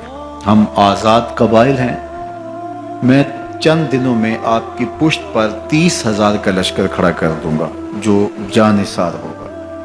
لیکن حضرت امام حسین رضی اللہ تعالیٰ عنہ نے ترماح بن عدی کی اس پیشکش کو قبول نہیں کیا اور آگے بڑھے۔ دشت نینوا میں، جسے دشت کربلا بھی کہتے ہیں، حر بن یزید ریاحی 500 سواروں کو ساتھ لے کر کے حضرت امام حسین کو محصور کر دیتا ہے، اور پھر یزید کا لشکر وہاں جمع ہونا شروع ہو جاتا ہے۔ 22,000 یا 30,000 کا لشکر امام حسین رضی اللہ تعالی عنہ کے اطراف میں لگا دیا گیا۔ 3 دن تک اس خانوادے کے لیے پانی بند کر دیا گیا۔ پانی کے بغیر تو انسان کی زندگی معطل ہو جاتی ہے، اور 3 دن کی مسلسل پیاس، اور پیاس میں بلکتے 6 ماہ کے بچے، خواتین اور بوڑھے۔ لیکن عزیمت کی راہوں کے یہ مسافر کسی صورت بھی یزید سے بیعت کرنے پہ آمادہ نہ ہوئے۔ یہ ایک ہیلا تھا کہ پانی بند کریں گے، بچے بلکیں گے، خواتین بے چین ہو جائیں گی تو یہ مجبور کر دیے جائیں گے۔ لیکن کہا تم جو کرنا ہے کرو۔ یہ بات طے شدہ ہے کہ ہم یزید سے بیعت نہیں کریں گے۔ پھر 3 ماہ پانی بند کرنے کے بعد حضرت امام حسین رضی اللہ تعالیٰ عنہ اور ان کے خاندان کو جس طرح ذبح کیا گیا، یہ ایک دردناک کہانی ہے۔ 72 افراد کربلا میں شہید کر دیے گئے۔ اہل حق کا یہ قافلہ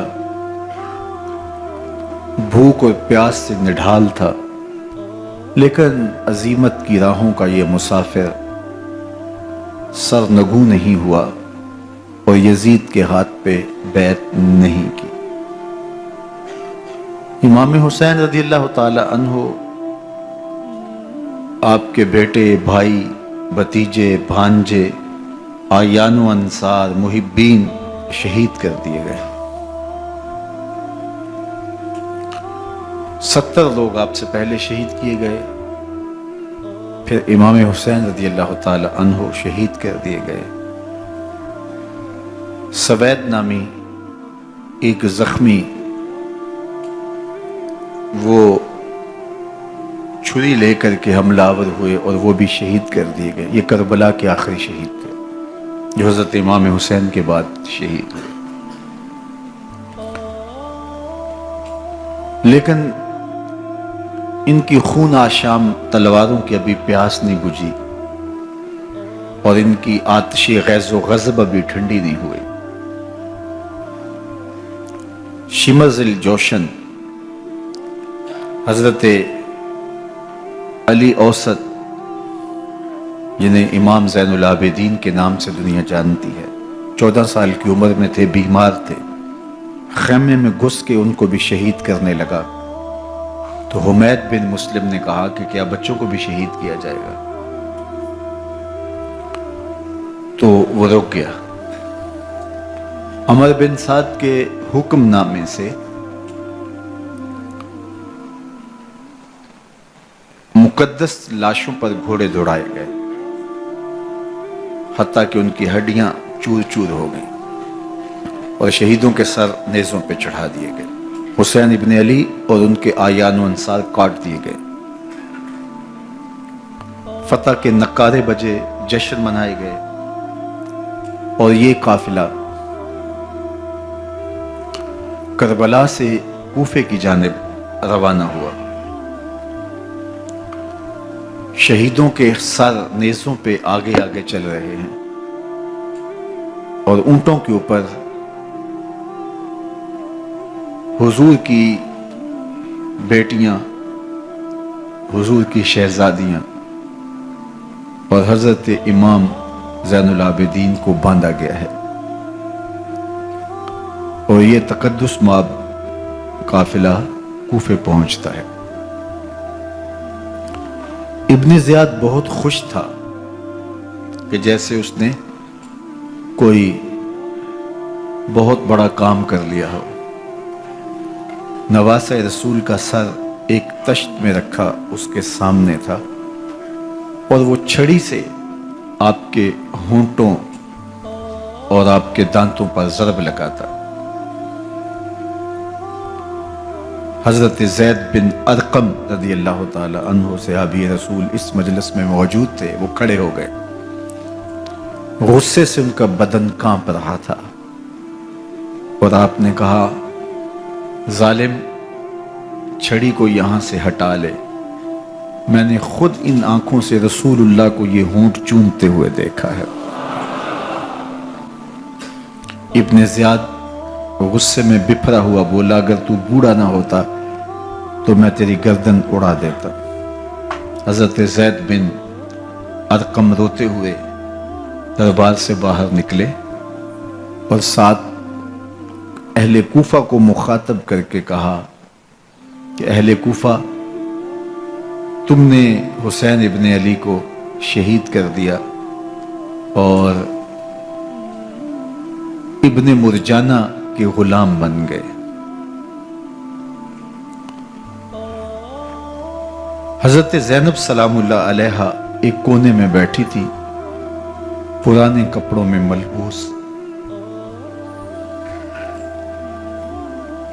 ایک وہ وقت بھی تھا کہ سیدہ زینب سلام اللہ علیہا جب کوفے میں آئیں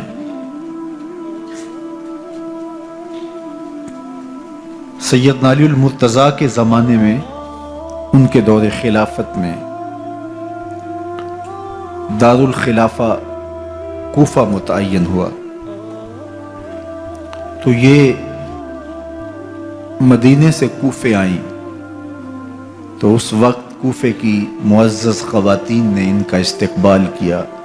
خلیفۃ المسلمین کی شہزادی، رسول اللہ کی بیٹی سیدہ فاطمہ الزہرا کا عکس حضرت زینب سلام اللہ علیہا کوفے میں داخل ہوئیں، تکریم، عزت اور وقار کے ساتھ آپ کا استقبال کیا گیا اور آپ خواتین کو درس قرآن دیتی، حضور کی شریعت سکھاتی،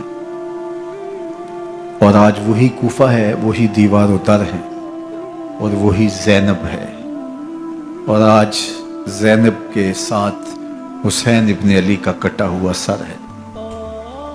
پرانے کپڑوں میں ملبوس حضرت زینب سلام اللہ علیہ آج اسی کوفے میں داخل ہوئی ہیں۔ دارالامارت کے ایک کونے میں تشریف فرما ہے کہ ابن زیاد پوچھتا یہ خاتون کون ہے؟ حضرت زینب خاموش رہی۔ اس نے دوسری مرتبہ پوچھا، آپ پھر خاموش رہی۔ تیسری مرتبہ پوچھا، آپ پھر خاموش رہی۔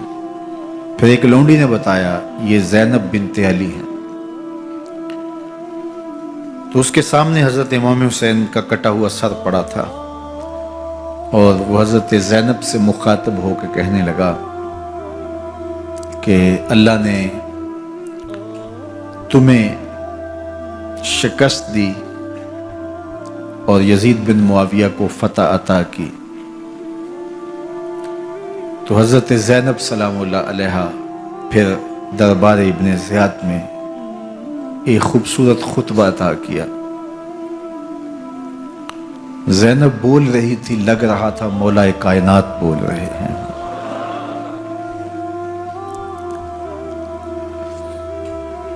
یہ خطبہ بامر مجبوری تھا، ابن زیاد کی خرافات کا جواب تھا۔ تو ابن زیاد سے اس کا جواب تو نہ بن پڑا، لیکن کہنے لگا کہ بڑی مکفہ اور مسجع گفتگو کی، تمہارا باپ علی بھی بہت اچھا شاعر تھا۔ تو سیدہ زینب سلام اللہ علیہ نے فرمایا ہمیں مکفہ گفتگو سے کیا غرض، یہ تو ایک حقیقت ہے جو ہم نے بیان کی۔ تو حضرت علی اوسط امام زین العابدین بھی پاس تھے، تو دیکھ کر کے کہنے لگا کہ یہ لڑکا کون ہے؟ تو فرمایا میں علی بن حسین ہوں۔ تو کہا کہ انہیں تو قتل کر دیا گیا۔ کہا وہ میرے بھائی تھے اور ان کا نام بھی علی تھا، میرا نام بھی علی ہے۔ تو اس نے کہا کہ اس لڑکے کو لے جاؤ اور قتل کر دو۔ حضرت زینب علی اوسط امام زین العابدین کے ساتھ چمٹ گئیں اور کہا کہ اگر تم اسے قتل کرو گے تو اس کے ساتھ مجھے بھی قتل کرنا ہوگا۔ تو ابن زیاد کہنے لگا کہ یہ عورت سچ کہتی ہے، واقعی اس کے جذبات یہی ہیں۔ اور الصلاۃ جامعہ کی پکار کے ساتھ مسجد کوفہ میں آ گیا۔ کوفے کے لوگ سارے ابن زیاد کے سامنے تھے۔ امام حسین کا کٹا ہوا سر ابن زیاد کے سامنے تھا اور اس نے کہا کہ اللہ نے یزید بن معاویہ کو فتح دی اور کذاب ابن کذاب معاذ اللہ حسین ابن علی کو شکست دی۔ جب اس نے یہ بات کہی تو عبداللہ بن عفیف الازدی رضی اللہ تعالی عنہ موجود تھے، وہ کھڑے ہو گئے۔ غصے سے ان کا بدن کانپ رہا تھا اور آپ نے پوری ہمت کے ساتھ ابن زیاد کو جواب دیتے ہوئے کہا، ظالم، حسین سچا، حسین کا باپ بھی سچا، تو جھوٹا، تیرا باپ بھی جھوٹا، جس نے تجھے امیر بنایا وہ بھی جھوٹا۔ تو ابن زیاد نے جب اپنے بارے عبداللہ بن عفیف سے یہ بات سنی تو اس نے حکم دیا کہ ان کا سر کاٹ دیا جائے، اور پھر حضرت عبداللہ ابن عفیف رضی اللہ تعالی عنہ کو شہید کیا گیا اور ان کی لاش کو سولی چڑھا دیا گیا۔ حق کی راہ کے یہ مسافر اپنی جان کس طرح راہ خدا میں سپرد کر رہے تھے۔ اہل کوفہ سہمے ہوئے، ڈرے ہوئے ابن زیاد کے دربار میں بیٹھے تھے اور امام حسین رضی اللہ تعالی عنہ کے قتل کا، ان کی شہادت کا انہیں دکھ تو تھا، لیکن ان کے اندر ہمت، طاقت اور توانائی نہیں تھی۔ ان کی تلواریں یزید کے ساتھ رہیں اور دل امام حسین رضی اللہ تعالی عنہ کے ساتھ رکھنے کی بات کرتے تھے۔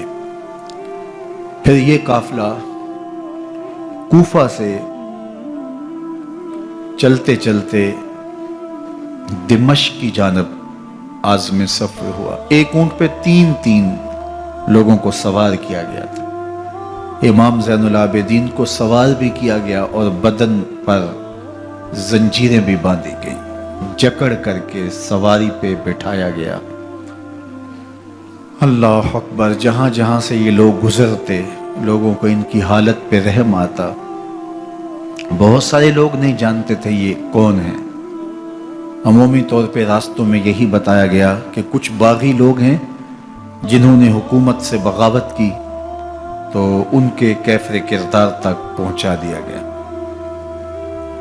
راستے میں ایک گرجا گھر آیا اور وہاں یہ لوگ رات رکتے ہیں۔ گرجا گھر کی دیوار پہ لکھا ہوا تھا: اترجو امت قتلت حسین شفاعت جدہ یوم الحساب۔ کیا وہ امت جنہوں نے حسین ابن علی کو شہید کیا، قیامت کے دن انہی کے نانے سے شفاعت مانگیں گے؟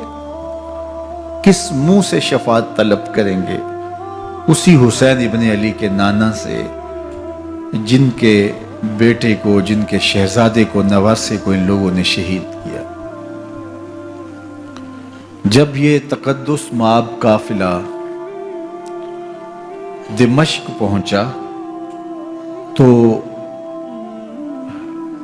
راستے میں ایک شخص قرآن مجید کی تلاوت کر رہا تھا، اپنے مکان کی چھت پہ بیٹھ کے تلاوت کر رہا تھا، اور یہ قافلہ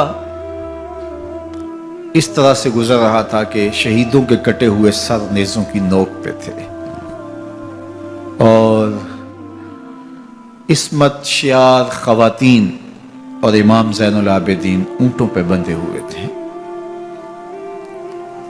تو پڑھنے والا تلاوت کر رہا تھا کہ کہف اور رقیم یہ ہماری نشانیوں میں سے بڑی عجیب نشانیاں ہیں۔ تو جب وہ پڑھ رہا تھا تو سر حسین سے آواز آئی: یا تالی القرآن، اے قرآن پڑھنے والا ہے، اصحاب کہف سے زیادہ عجیب قتلی و حملی، میرا قتل کرنا اور نیزے کی نوک پہ چڑھایا جانا۔ یہ قافلہ یزید کے دربار میں پہنچتا ہے۔ یزید بہت خوش ہوا اور اس نے حضرت امام زین العابدین رضی اللہ تعالیٰ عنہ سے کہا کہ تمہارے باپ نے میری حکومت کے خلاف بغاوت کی اور وہ اپنے انجام کو پہنچے۔ تو آپ نے جواب میں قرآن مجید کی آیات کی تلاوت کی اور اہل بیت کے مناقب اور فضائل بیان کیے۔ سیدہ زینب سلام اللہ علیہا کا ایک خطبہ اہل بیت کی عظمت، مناقب اور فضائل میں یزید کے دربار میں اپنی انوکھی اور البیلی شان رکھتا ہے۔ یزید پہلے تو خوش ہوا، لیکن جب اس نے لوگوں کے چہرے دیکھے تو وہ پریشان ہو گیا، حتیٰ کہ یزید کے دربار میں ایک عیسائی سفیر آیا ہوا تھا، تو اس نے جب کٹے ہوئے سر دیکھے اور خستہ حال سادات کی شہزادیوں کو دیکھا تو اس نے کہا یہ کون لوگ ہیں؟ تو اسے بتایا گیا، تو اس نے بڑے تعصف کا اظہار کیا، کہا کتنے بد نصیب لوگ ہو، ہمارے پاس حضرت عیسیٰ علیہ السلام کے گدھے کا کھر موجود ہے اور ہم اسے بھی عزت کی جگہ پہ رکھے ہوئے ہیں، اور تم کتنے بدبخت ہو، اپنے رسول کے نواسے کو شہید کر دیا۔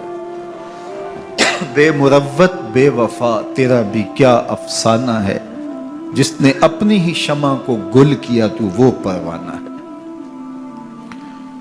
تو یزید نے جب لوگوں کے تیور دیکھے اور بدلتے ہوئے حالات دیکھے تو اس نے تعصف کا اظہار کیا اور کہا اللہ برا کرے ابن زیاد کا، وہ امام حسین کو میرے تک پہنچنے دیتا تو میں ان سے اچھا معاملہ کر لیتا۔ کچھ لوگ اس سے یزید کو بری الذمہ قرار دینے کی کوشش کرتے ہیں، لیکن یزید کے اپنے حکم سے سب کچھ ہوا۔ ابن اسیر نے لکھا ہے کہ جب یزید مرا تو ابن زیاد دمشق آ رہا تھا، اس کے ساتھ مسافر بن شریح بھی تھا، تو اچانک وہ کچھ سوچنے لگا۔ تو مسافر بن شریح نے کہا کہ ابن زیاد میں تمہیں بتاؤں تم کیا سوچ رہے ہو؟ کہا بتاؤ۔ کہا تم یہ سوچ رہے ہو کہ میں نے نواسہ رسول کو شہید کیوں کیا؟ تو کہنے لگا کہ یہ مجھے یزید کا حکم تھا، اور اگر میں نواسہ رسول کو شہید نہ کرتا تو وہ مجھے قتل کر دیتا۔ اور جب مسلم بن عقبہ کو مدینہ المنورہ کی حرمت کو پامال کرنے کے لیے اور حضرت عبداللہ ابن زبیر رضی اللہ تعالیٰ عنہ کی خلافت کے اعلان کے بعد مکہ المکرمہ پر حملے کے لیے جو یزید نے بھیجا، تو اس سے قبل اس نے ابن زیاد کو کہا کہ یہ کام تم کرو۔ تو ابن زیاد نے جو جواب دیا وہ یہ تھا کہ میں تمہارے کہنے پہ پہلے ہی نواسہ رسول کو شہید کر چکا ہوں، اب نواسہ رسول کو شہید کرنا اور کعبۃ اللہ کی حرمت کو پامال کرنا، یہ دو چیزیں میں جمع نہیں کروں گا۔ اور اس نے بادشاہ کے حکم کا انکار کر دیا۔ تو یزید نے امام حسین رضی اللہ تعالیٰ عنہ کی شہادت کا حکم دیا تھا ابن زیاد کو، اور یہ دو گواہیاں میں نے ابن زیاد سے آپ کے سامنے رکھی۔ باقی اس کا یہ سیاسی پینترا کہ وہ تعصب کا اظہار کرے، تو قاتل کی پشیمانی مقتول کی اہمیت تو بڑھا سکتی ہے، لیکن قاتل کے دامن سے قتل کا داغ نہیں دھو سکتی۔ تو حضرت امام حسین رضی اللہ تعالی عنہ کا قتل یزید کو اب نظر آ رہا تھا مجھے بہت مہنگا پڑے گا، آخرت تو برباد ہوئی ہی ہوئی، دنیا بھی میں نے برباد کر لی اور میری حکومت بھی مستحکم نہیں رہ سکے گی۔ تو اب اس نے یہ کہنا شروع کر دیا کہ خدا برا کرے ابن مرجانہ کا کہ وہ راستہ دے دیتا اور امام حسین کو میرے تک پہنچ دیتا۔ حضرت امام زین العابدین سے اب وہ لجاجت کرنے لگا اور کہنے لگا کہ حضرت آپ کچھ ارشاد فرمائیے۔ تو آپ نے تین چیزیں ارشاد کی۔ آپ نے فرمایا ایک تو ہمیں خیریت سے مدینے بھیج دو، اور دوسری بات کہ قاتلان حسین کو ان کے کیفر کردار تک پہنچاؤ، اور تیسری بات مجھے دمشق کی جامعہ مسجد میں خطبہ جمعہ کی اجازت دو۔ اس نے کہا کہ خطبہ جمعہ کی اجازت بھی دیتا ہوں، آپ کو خیریت سے مدینہ المنورہ بھی روانہ کر دیا جائے گا، لیکن قاتلان حسین کو کیفر کردار تک پہنچانا یہ میرے بس میں نہیں ہے، یہ ممکن نہیں ہے۔ اب مجھے بتائیے حاکم وقت ہو اور اتنا بڑا سانحہ اور واقعہ ہو گیا ہو تو وہ وہیں کھڑے کھڑے معذرت کر لے کہ یہ اس بات کو رہنے دو، تو اس کا مطلب سمجھنے میں کسی بھی باشعور شخص کو دیر نہیں لگتی۔ اسے چاہیے تھا کہ وہ کہتا کہ میں اس کی تحقیق کروا کے جو بھی مجرم ہے وہ کیفر کردار تک پہنچے گا، اور آپ نہ بھی کہتے تو یہ میں کرتا چونکہ میں حاکم وقت ہوں۔ لیکن اس نے فوراً کہا کہ یہ ممکن نہیں ہے، تو اس کا مطلب کیا کہ مجرم میں خود ہوں، تو میں اس سے جو ہے وہ بچنا چاہتا ہوں۔ تو اس نے حضرت امام زین العابدین کو کہا دو شرطیں تو قبول ہیں، لیکن یہ تیسری شرط قبول نہیں ہے اور یہ ممکن نہیں ہے۔ تو یہ واضح اس بات کا اشارہ ہے کہ یزید کے حکم سے، اس کی منشا سے اور اس کے کہنے سے حضرت امام کو شہید کیا گیا، اور اس نے حضرت امام حسین رضی اللہ تعالی عنہ کے مبارک لبوں پر چھڑیاں بھی ماری اور آپ کے دانتوں پر ضربیں لگائیں چھڑیوں۔ وہ تو ایک صحابی وہاں موجود تھے جو کھڑے ہو گئے، انہوں نے کہا ارفع ھذا القدیب عن ھاتین الشفتین، ان ہونٹوں سے چھڑی ہٹا لے، میں نے ان آنکھوں سے رسول اللہ کو یہ ہونٹ چومتے ہوئے دیکھا ہے۔ جس طرح ابن زیاد کے دربار میں ہوا تو یہاں بھی ہوا۔ اللہ اکبر۔ تو یزید اپنے تئیں خوش تھا، لیکن لوگوں کے احتجاج کی سکت نہیں لا سکتا تھا کہ نواسہ رسول کو شہید کر دیا گیا، تو وہ یوں اپنی بات کو چھپانا چاہتا تھا اور بات ابن مرجانہ ابن زیاد پہ ڈالنا چاہتا۔ لیکن ابن زیاد کہتا ہے کہ اگر یزید کے کہنے پہ میں امام حسین کو قتل نہ کرتا تو میں قتل کر دیا جاتا، اور میں غزوہ کعبہ اور قتل امام حسین دونوں کو جمع نہیں کر سکتا، لہٰذا اب میں یزید کا یہ حکم نہیں مانوں گا، اس نے پہلے مجھ سے بہت بڑی زیادتی کروائی ہے۔ یہ تاریخ کی معتبر کتابوں کے اندر موجود ہے۔ اب یزید نے کہا دو باتیں مان لیتا ہوں، آپ کو مدینہ المنورہ بھی رخصت کر دیتے ہیں، اور دوسرا آپ کو مسجد دمشق میں خطبہ کی اجازت بھی دیتے ہیں۔ اللہ اکبر۔ یہ وقتی تصرف تھا اس کا، ورنہ یہ کون ہے اجازت دینے والا؟ ممبر تو حسین ابن علی کے نانے کا ہے۔ خیر، مسجد دمشق میں گئے، لوگوں کا ہجوم تھا، حضرت امام زین العابدین ممبر پہ جلوہ فراز ہوئے۔ خطابت تو ان کے گھر کی لونڈی ہے، تو جب آپ نے کھڑے ہو کر کے خطبہ دیا اور فضائل و مناقب اہل بیت بیان کیے، لوگوں کے سینوں کے اندر آتش محبت اہل بیت کی جوش مارنے لگی۔ یزید ڈر گیا کہ اگر کچھ دیر خطبہ جاری رہا تو کہیں ایسا نہ ہو کہ لوگ میرے خلاف اٹھ کھڑے ہوں، تو اس نے مؤذن کو اشارہ کیا اور وہ اذان دینے لگا۔ تو اس نے کہا اللہ اکبر اللہ اکبر، تو حضرت امام زین العابدین نے کہا اس میں کوئی شک نہیں کہ اللہ سب سے بڑا ہے۔ پھر کہا اشہد اللہ الہ الا اللہ، تو امام زین العابدین نے فرمایا کہ ہم نے اس بات کی اپنے خون سے گواہی دی ہے کہ اللہ کے علاوہ کوئی معبود نہیں ہے۔ پھر اس نے کہا اشہد ان محمد رسول اللہ، تو حضرت امام زین العابدین نے یزید کی آنکھوں میں آنکھیں ڈال کے کہا یزید دیکھ، اذان میں تیرے نانے کا نام ہے یا میرے نانے کا نام ہے؟ تو حسین ابن علی رضی اللہ تعالی عنہ کا نام کبھی بھی مٹنے والا نہ زیاد کا وہ ستم رہا، نہ یزید کی رہی وہ جفا، رہا تو نام حسین جسے زندہ رکھتی ہے کر۔ یزید نے امام حسین رضی اللہ تعالیٰ عنہ کو راستے سے ہٹا دیا۔ اس کا خیال تھا کہ یہ باغی ہیں اور میں ان کو کچل دوں۔ حضرت امام حسین شہید کر دیے گئے، ان کا خاندان شہید کر دیا گیا۔ صرف 14 سال کے امام زین العابدین رضی اللہ تعالی عنہ اس حادثے میں، اس واقعہ میں جو ہے وہ بچے، اور سب سے زیادہ دکھ اپنی آنکھوں سے انہوں نے دیکھے۔ کربلا کا منظر بھی دیکھا، کوفے کا دارالامارہ بھی دیکھا، اور دمشق کا دربار یزید بھی دیکھا، اور پھر یہاں سے مدینے پہنچ کر اہل مدینہ سے جو سامنا ہوا امام زین العابدین نے وہ لمحے بھی دیکھے۔ کہتے ہیں اس واقعہ کربلا کے بعد حضرت امام زین العابدین کبھی ہنسے نہیں تھے۔ جب بھی پانی پینے لگتے تو رو پڑتے، انہیں شاید سکینہ کی پیاس یاد آ جاتی تھی۔ امام زین العابدین کا رنگ زرد ہو جاتا جب کربلا کی یاد آتی، اور بسا اوقات شہر سے وحشت ہونے لگتی اور دور باہر نکل جاتے اور جا کر کے وہاں خیمہ گاڑ لیتے اور مہینہ مہینہ وہاں ذکر و فکر اور عبادت میں لگے رہتے۔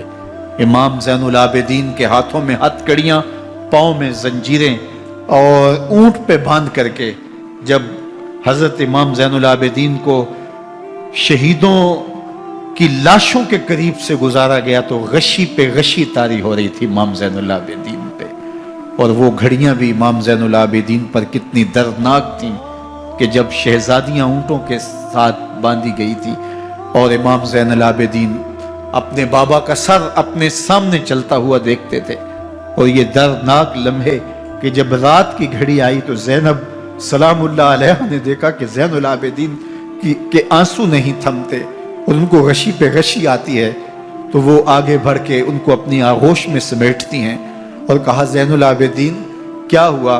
کہا کہ پھپھو جان اگر ہو سکے تو بابا کا سر کچھ دیر کے لیے میری گود میں نہیں آ سکتا ہے۔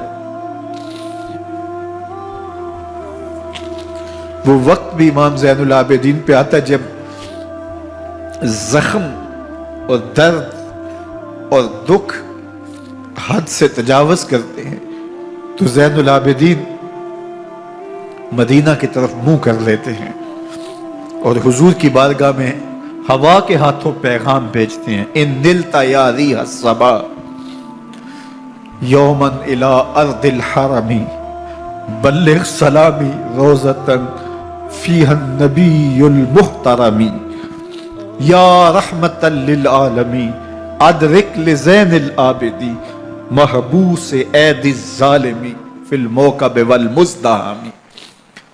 امام زین العابدین نے یہ سارا دردناک منظر اپنی آنکھوں سے دیکھا اور یہ سارے دکھ سہے۔ امام زہری کہتے ہیں کہ ولید کے زمانے میں دوبارہ امام زین العابدین کو پکڑ لیا گیا اور ان کے ہاتھوں میں دوبارہ ہتھ کڑیاں اور پاؤں میں بیڑیاں ڈال دی گئیں۔ میں ملنے گیا تو جو ہی امام کے ہاتھوں میں ہتھ کڑیاں دیکھی تو میرا دل ڈولنے لگا اور میری آواز گلے میں دب گئی اور آنسو تھے کہ تھمتے نہیں تھے۔ تو امام زین العابدین نے مجھے دیکھا تو مجھے تسلی دیتے ہوئے کہا، زہری کیا ہوا تمہیں؟ تو میں نے کہا، حضرت کربلا میں تھوڑے دکھ دیکھے تھے اور اب یہ حالت مجھ سے دیکھی نہیں جا رہی۔ تو امام زین العابدین نے ان زنجیروں کو اور ان ہتھ کڑیوں کو جن سے آپ جکڑے گئے تھے جھٹکا دیا، لوہے کی زنجیریں ٹوٹ گئیں۔ کہا، زہری ہم اللہ کی تقدیر پہ راضی ہے ورنہ یہ زنجیریں کیا ہوتی ہیں۔ امام زین العابدین کو اللہ نے عزتوں سے نوازا تھا، ہر دور کے حاکم وقت ڈرتے تھے اور ان کی عزت سے حسد کرتے تھے۔ ولید بن عبد الملک بنو امیہ کا بڑا تگڑا حکمران گزرا ہے۔ ایک دن طواف کرتے کرتے حجر اسود کے سامنے آیا، اس کے دل میں آیا کہ میں حجر اسود کو بوسہ کروں، لیکن رش اتنا تھا کہ آگے بڑھنے کی ہمت نہ ہوئی اور پیچھے ہٹ کے کھڑا ہو گیا کہ رش کم ہوتا ہے تو میں حجر اسود کو چومتا ہوں۔ اتنے میں امام زین العابدین رضی اللہ تعالی عنہ وہ بھی طواف کرتے کرتے حجر اسود کے قریب آئے، ایک لمحے کے لیے توقف کیا، لوگوں نے راستہ چھوڑ دیا۔ امام زین العابدین آگے بڑھے، حجر اسود کو چوما، پھر آگے بڑھ گئے۔ ولید بن عبد الملک کو بڑا غصہ آیا کہ لوگوں نے میرے لیے تو راہیں نہیں چھوڑی اور زین العابدین کے لیے راہیں چھوڑ دی ہیں۔ تو وہ اپنے درباری شاعر کو، فرزدق کو جو اس کے ساتھ کھڑا تھا، اس کو پوچھتا ہے، من ھذا، یہ کون ہے؟ حالانکہ اسے پتا تھا یہ امام زین العابدین ہے۔ بعض اوقات سوال تفہیم کے لیے کیا جاتا ہے، سمجھنے کے لیے کیا جاتا ہے، اور بعض اوقات سوال تحقیر کے لیے کیا جاتا ہے۔ جس طرح کسی شخص کو آپ پسند نہ کرتے ہو اور وہ کوئی کام کرے تو آپ کہتے ہیں یہ کون ہے، یہ کون ہے؟ تو اس نے کہا، من ھذا، یہ کون ہے؟ اب فرزدق شاعر تھا اور درباری شاعر تھا، اسے اچھی طرح پتا تھا کہ من ھذا سے بادشاہ کیا سننا چاہتا ہے، لیکن آج اس کی غیرت ایمانی جاگی۔ بادشاہ نے کہا، من ھذا، یہ کون ہے؟ تو فرزدق نے بادشاہ کی آنکھوں میں آنکھیں ڈال کے کہا، بادشاہ تو نہیں جانتا یہ کون ہے؟ اس کو تو بطحا کے سنگ ریزے بھی جانتے ہیں، اس کو تو زمین والے بھی جانتے ہیں، آسمان کے فرشتے بھی جانتے ہیں۔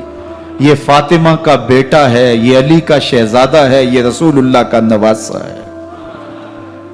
تیرا من ھذا کہنا اس معرفہ کو نکرا نہیں کرے گا، یہ کل بھی معرفہ تھا، یہ آج بھی معرفہ ہے۔ کھڑے کھڑے امام زین العابدین کی شان میں ایک طویل قصیدہ لکھ دیا۔ بادشاہ تو اس سے کچھ اور سوچ رہا تھا، الٹ ہو گیا، اس نے ایک فرزدق کو جیل میں ڈال دیا۔ امام زین العابدین کو پتا چلا، آپ نے اشرفیوں کی 2 تھیلیاں خادم کے ہاتھ بھیجی کہ ہماری وجہ سے تمہارے اوپر یہ افتاد پڑی ہے۔ تو اس نے تھیلیاں قبول کی، چوما آنکھوں سے لگائیں اور پھر خادم کے ہاتھ میں دیتے ہوئے کہا، امام کو میرا سلام دے دینا اور کہنا، حضرت ساری زندگی نے ٹگوں کے لیے، ان پیسوں کے لیے، اشرفیوں کے لیے شاعریاں کی ہیں، یہ جو میں نے قصیدہ لکھا ہے آپ کے نانا کی شفاعت کے لیے لکھا، جو دلوں کو فتح کر لے وہی فاتح زمانہ۔ امام حسین کو تو کاٹ دیا گیا نا، اس لیے کاٹ دیا گیا کہ یہ ہماری حکومت سے بغاوت کر رہے ہیں، انہوں نے یہ کہا، بہانہ یہ بنایا، نظم حکومت میں یہ مخل ہو رہے ہیں، لہٰذا انہیں شہید کر دیا گیا۔ نہ صرف انہیں شہید کیا گیا، सर काटे गए, नेजों की नोक पे चढ़ाए गए, लाशों पे घोड़े दौड़ाए गए। क्या क्या जुल्म था, क्या क्या जबर था जो रवा नहीं रखा गया। प्यासा रखा गया, भूखा रखा गया, 6 माह के बच्चे भी नहीं छोड़े गए। इमाम हुसैन जब हजरत अली असगर को अपने हाथों पे उठा के फुरात के किनारे जा खड़े हुए तो आपने अशकिया से मुखातब होकर कहा कि तुम्हारी लड़ाई तो मुझसे है, इस 6 माह के बच्चे ने तुम्हारा कुछ नहीं बिगाड़ा। चुल्लू से पानी भरा ताकि असगर का हलक तर हो जाए, तो पानी अभी हलक तक नहीं पहुंचा, 2 शाखा सनसनाता हुआ तीर आया और अली असगर का गला चीर गया। और कहते हैं वो जो तीर था जो हजरत अली असगर का गला चीर के आगे गुजरता है, वो तीर था जो जानवरों को मारने के लिए इस्तेमाल किया जाता है। गर्दन लटक जाती है, खून बहने लगता है। इमाम हुसैन उस खून को आसमान की तरफ उछाल के कहते हैं, मालिक हुसैन की ये कुर्बानी भी कबूल फरमा ले। नस्ल मिटा दी गई, शहीद कर दिए गए, घोड़े दौड़ाए गए। सादाते किराम, इस्मत शियार पैगंबर ज़ादियों को ऊंटों पे बिठाया गया, रस्सियों से जकड़ा गया, चादरें छीनने की कोशिश की गई, क्या कुछ नहीं हुआ। तारीख दर्दनाक है और ये पैगंबर के मानने वालों ने, कलमा पढ़ने वालों ने ये सब कुछ किया। बेमुरव्वत, बेवफा, तेरा भी क्या अफसाना है। जिसने अपनी ही शमा को गुल किया तो वो परवाना है। लेकिन यजीद की दलील ये थी कि ये हुकूमत का नज़म चलता है, इसे चलने दिया जाना चाहिए, इन्होंने क्यों रुकावट डाली है, लिहाजा ये बागी हैं, इनको काट दिया जाए। मैं कहता हूं इमाम हुसैन को शहीद कर दिया गया, उनके आयान व अंसार को शहीद कर दिया गया, पूरे खानदान को प्यासा रख के ज़बह कर दिया गया, 6 माह के बच्चे भी नहीं छोड़े गए, 80 साल के बूढ़ों को भी शहीद किया गया, खवातीन को ऊंटों पे बिठाया गया और गली गली इस्मत माब पैगंबर रहमत की शहजादियों को कूफे और दमिश्क के बाजारों के अंदर भराया गया। तो मुझे बताएं उसके बाद यजीद की हुकूमत ने क्या किया, उनका क्या कारनामा था। कितने मुहद्दिस पैदा हुए, कितने मुफक्किर पैदा हुए, कितने जर्नैल पैदा हुए, कितने सूफी पैदा हुए। कौन था जो उनके तख्त व ताज और उनकी हुकूमत जिसको बचाने के लिए इतना बड़ा हादसा कर दिया और पैगंबर के बेटों को शहीद कर दिया। तो क्या फिर उस हुकूमत ने किया यजीद ने?